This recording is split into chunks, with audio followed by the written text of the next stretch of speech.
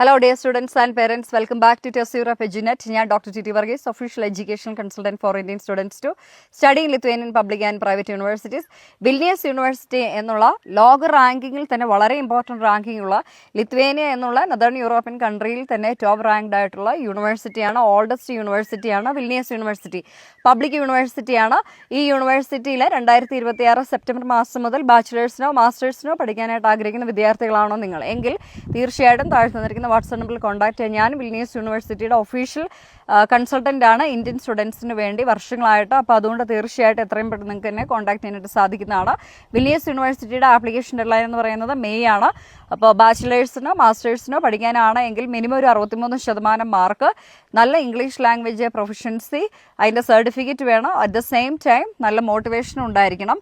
നമുക്ക് minimum eligibility എന്ന് പറയുന്ന ഇതാണ്. എത്രയും പെട്ടെന്ന് നിങ്ങൾ കോൺടാക്ട് ചെയ്യുക. താഴെ തന്നിരിക്കുന്ന വാട്സ്ആപ്പ് നമ്പറിൽ കോൺടാക്ട് ചെയ്യുക.